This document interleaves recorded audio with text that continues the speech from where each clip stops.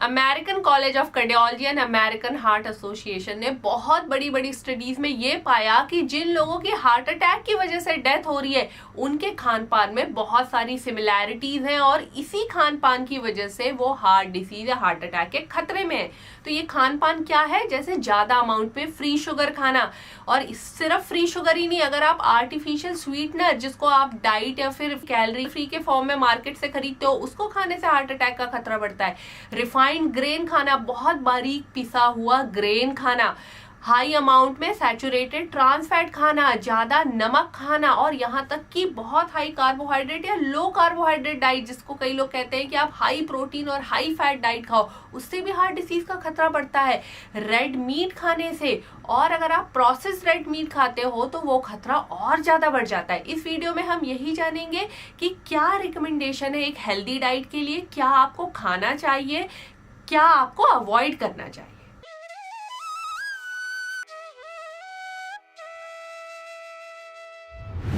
Hello everyone, this is doctor Richa. इस video में हम डाइट से रिलेटेड ACC AHA रिकमेंडेशन की बातें करेंगे। मतलब कि ये जो भी स्टडीज मैं इसमें आपको बताऊंगी, जो भी जानकारी मैं आपको इसमें दूंगी, ये मेडिकल लिटरेचर में अवेलेबल सबसे ज्यादा प्रूवन, सबसे बड़े स्केल में की गई स्टडीज और सबसे स्ट्रॉन्ग एविडेंस है। दो बड़ी स्टडीज प्रेडिमेंट और एडवेंटिस्ट में दो बड़े ग्रुप को कंपेयर किया गया, एक वो लोग जो वेज खाना खाते थे और एक जो नॉन वेज खाना खाते थे, और रिजल्ट में ये देखा गया कि नॉन वेज डाइट खाने वाले लोगों में मृत्यु की दर या डेथ रेट वेज खाना खाने वालों के कंपेयर में 60% से ज्यादा है। और ये जो भी स्टडीज हैं ये बहुत लार्ज स्केल स्टडी है और ये US में हुई है जहां की डाइट डोमिनेंटली नॉन वेज है। मेडिकल साइंस के हिसाब से बेस्ट डाइट वो है जिसमें आप इंक्लूड करते हो बहुत सारे फल, सब्जियां, होल ग्रेन, दालें, नट्स। इसके अलावा इंपॉर्टेंट ये है कि जो भी आप अपनी डाइट में इंक्लूड कर रहे हो, चाहे वो फल हो, दालें हो या अनाज हो, उन्हें आपको होल ग्रेन के फॉर्म में खाना है। आपको उन्हें ज्यादा बारीक नहीं पीसना है, फलों का जूस नहीं बनाना है। जैसे आप अनाज को बहुत पतला पीस देते हो या फलों का जूस बना देते हो तो उसका फाइबर खत्म हो जाता है, और फाइबर की वजह से ही आपको हेल्थ बेनिफिट मिलते हैं डाइट के, क्योंकि ये जो फाइबर होते हैं ये आपकी बॉडी में बुरा कोलेस्ट्रॉल कम करते हैं, आपको बीपी के खतरे से कम करते हैं, डायबिटीज का कंट्रोल अच्छा करते हैं, आपका वेट लॉस कराते हैं, और आपको बहुत सारी खतरनाक हार्ट और ब्रेन की बीमारियां जैसे स्ट्रोक से बचा के रखते हैं। वेज डाइट को प्रेफरेंस दी गई है मेडिकल लिटरेचर में, लेकिन अगर आप नॉनवेज खाना प्रेफर करते हो तो आपको लीन प्रोटीन खाना है, जैसे फिश सबसे प्रेफरेबल नॉनवेज फूड है। इसके अलावा आप पोल्ट्री या चिकन खा सकते हो, लेकिन रेड मीट को आप पूरी तरीके से अवॉइड करें। ये आपकी बॉडी में बहुत सारी बीमारियों का खतरा बढ़ाता है, आपका कोलेस्ट्रॉल खराब करता है, आपको हार्ट डिसीज का खतरा बढ़ाता है, और इससे बड़ी आंत या कोलन के कैंसर होने का भी रिस्क होता है। अब हम फैट की बात करते हैं। आपको अपनी डाइट में फैट इंक्लूड करना मस्ट है। आप जितनी भी कैलोरी रोज खाते हो उस कैलोरी का 20 से 35% आपको फैट से मिलना ही चाहिए, जो लगभग 40 से 70 ग्राम फैट आता है। तो अगर आप अपनी डाइट में 40 ग्राम से कम फैट इंक्लूड करते हो तो आपके शरीर में एसेंशियल फैटी एसिड्स की कमी हो जाएगी, आपको फैट सोल्यूबल विटामिन मिलने बंद हो जाएंगे, और इसकी वजह से आपके शरीर में जो हाई डिजायरेबल HDL कोलेस्ट्रॉल होता है उसका लेवल कम होगा और आपको हार्ट अटैक का खतरा बना रहेगा। और अगर आप एक्सेसिव फैट कंजप्शन करते हो, मतलब 70 ग्राम से ज्यादा खाते हो, तो इस एक्सेसिव फैट की वजह से फिर आपकी बॉडी में कोलेस्ट्रॉल लेवल बढ़ेगा और आप हार्ट डिसीज के खतरे में आ जाओगे। तो फैट का कंजप्शन मस्ट है, लेकिन हमें उसे रिक्वायर्ड लिमिट के अंदर ही करना है। फैट को हम थोड़ा सा डिटेल में समझेंगे कि क्या खाना है क्या नहीं खाना है। तो फैट को हमने 4 पार्ट में डिवाइड किया है: trans fat, saturated fat, poly unsaturated fatty acid and mono unsaturated fatty acid. इसको मैं थोड़ा सिंप्लीफाई करती हूँ। ट्रांस फैट आपको बिल्कुल खाने की जरूरत नहीं है, इसका हमारी बॉडी में कोई भी गुड रोल नहीं है, ये बिल्कुल आपको सिर्फ हार्म करेगा। ये आपको पैकेज खानों में मिल जाएगा। आपको ये मार्केट से बेकरी प्रोडक्ट या फिर कोई डीप फ्राई प्रोडक्ट खरीदते हो तो उसके पीछे आप जरूर चेक करो कि इसमें ट्रांस फैट है या नहीं है, और इसको आपको कंप्लीटली अपनी डाइट में अवॉइड करना है। दूसरे आते हैं सैचुरेटेड फैट। मेडिकल स्टडीज बहुत कंसिस्टेंटली ये बात प्रूव करती है कि अगर आप ज्यादा अमाउंट में सैचुरेटेड फैट खाते हो तो आपकी बॉडी में कोलेस्ट्रॉल बढ़ने, एलडीएल कोलेस्ट्रॉल बढ़ने और हार्ट अटैक होने का खतरा बढ़ता है। और उन्होंने ये लिमिट किया है कि आप जो भी खाना खाते हो उसमें से, उस कैलोरी में से आपको सिर्फ 3 से 5% ऑफ कैलोरी सैचुरेटेड फैट से मिलनी चाहिए। तो रफली एक एडल्ट के लिए जो 2000 किलो कैलोरी खाता है ये 13 ग्राम आता है, मतलब आप 13 ग्राम सैचुरेटेड फैट खा सकते हो। अभी सैचुरेटेड फैट है क्या जिसको हम 13 ग्राम खाने की बात कर रहे हैं, लगभग 1 चम्मच। सैचुरेटेड फैट में वो सारे फैट आते हैं जो रूम टेम्परेचर में जमे हुए होते हैं और इनमें मैक्सिमम एनिमल प्रोडक्ट आते हैं। जैसे आप जो भी मीट खाते हो उसमें आपको सैचुरेटेड फैट मिलता है, जो कि हमें मिल्क के साथ में मलाई होती है वो सैचुरेटेड फैट है, बटर एक सैचुरेटेड फैट है, चीज एक सैचुरेटेड फैट है। इसके अलावा कुछ ट्रॉपिकल ऑयल जैसे coconut oil and palm oil में सैचुरेटेड फैट होता है। जब भी किसी स्टडी में मैं बटर, क्रीम या फिर कोकोनट ऑयल का नाम लेती हूँ तो आप सब नाराज हो जाते हैं, सेंटिमेंटल हो जाते हैं कि मैंने किसी के अगेंस्ट बात करी। ये किसी के अगेंस्ट बात नहीं कर रहे हैं, ये सब कुछ जो भी मैं बोल रही हूँ ये प्रूवन मेडिकल लिटरेचर है कि अगर आप ज्यादा सैचुरेटेड फैट खाओगे तो आपको बीमारियों का खतरा बढ़ेगा और इसकी एक लिमिट फिक्स है। जो घी है और जो हमारा कोकोनट ऑयल है उसमें बहुत अच्छी बात यह है कि उसमें जो सैचुरेटेड फैट होता है उसमें मीडियम चेन फैटी एसिड होते हैं। बहुत सिंपल, आप ये समझो कि उसमें जो फैट है वो कहीं ना कहीं हमारे लिए थोड़ा बेनिफिशियल भी है और वो अगर आप हाई एक्सरसाइज करते हो तो वो तुरंत पच के आपको एनर्जी दे देता है। लेकिन फिर भी जो भी रिकमेंडेशन है वो आपको लिमिट के अंदर ही खानी है। अगर आपकी सेडेंट्री लाइफस्टाइल है, आप कोई हैवी वर्कआउट नहीं करते, तो कोकोनट ऑयल या घी का एक्सेसिव कंजप्शन आपको किसी तरीके से हेल्प नहीं करेगा। इसको खाने से आपको प्रूवन मेडिकल स्टडीज तो यही कहती हैं कि आपको हार्ट डिसीज का खतरा बढ़ेगा। आप इन्हें खाइए क्योंकि इनके अंदर मिलने वाले बहुत सारे फैटी एसिड से हमारी बॉडी में बहुत अच्छे हेल्थ बेनिफिट मिलते हैं, हमारे ब्रेन का डेवलपमेंट होता है। बट प्लीज लिमिट में खाइए, एक्सेसिव कंजप्शन नहीं करना है। 1 से 1.5 चम्मच घी हम सबके लिए सफिशिएंट है, इससे ज्यादा खाने की हमें जरूरत नहीं है। इसके बाद आते हैं mono unsaturated, poly unsaturated fatty acids. ये हमारी हार्ट के लिए सेफ होते हैं, तो आपको अपना मेजॉरिटी फैट इन्हीं से लेना है।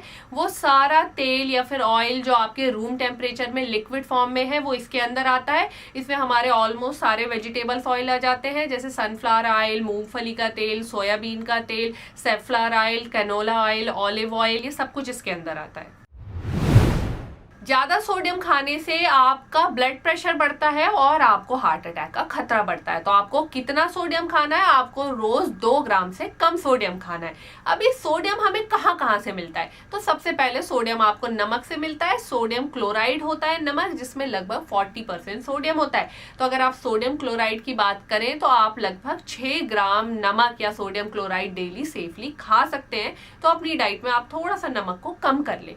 और सोडियम आपको बहुत सारे पैकेज फूड में मिलता है। आप कोई भी खाना या पैकेज फूड खरीदते हो तो उसके पीछे देखो कि आपको कितना सोडियम मिल रहा है, क्योंकि 2 ग्राम तक सेफ है। अगर आपने एक कोई पैकेज फूड खरीदा और उसमें आपको 1500-1600 मिलीग्राम सोडियम मिल गया तो आपकी तो दिन की रिक्वायरमेंट ही पूरी हो गई। फिर आपने अपने खाने में खाया, ऐसे करके तो आप रोज एक्सेसिव सोडियम खा लोगे।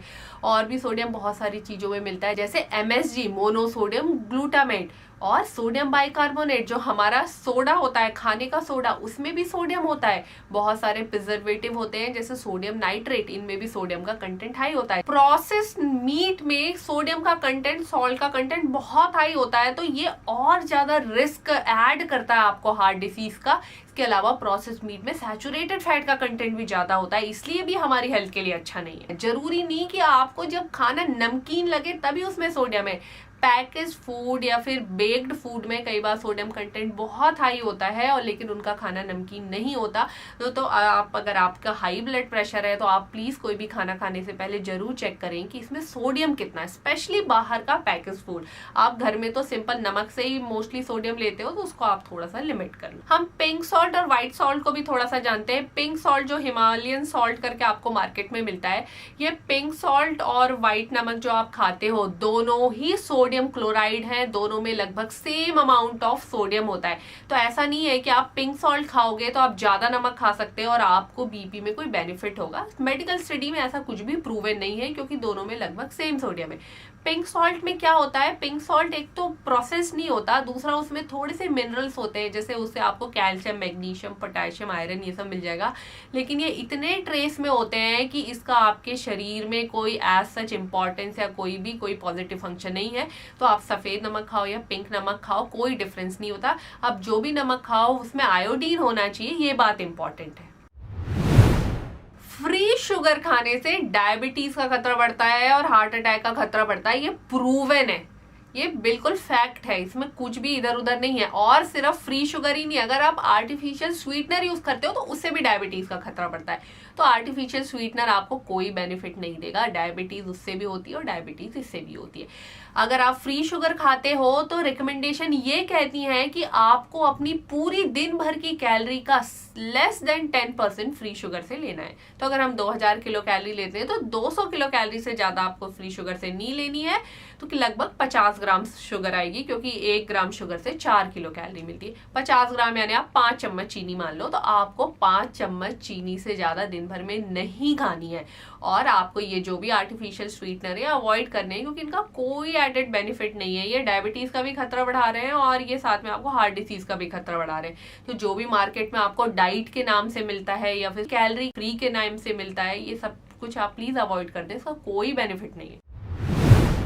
रिफाइंड ग्रेन, जैसे ही आपने अनाज को बहुत पतला पीस दिया और उसमें से वो पूरी भूसी जिसे हम ब्रैन कहते हैं वो निकाल दिया, तो अब ये आपके लिए प्रॉब्लमेटिक हो गया।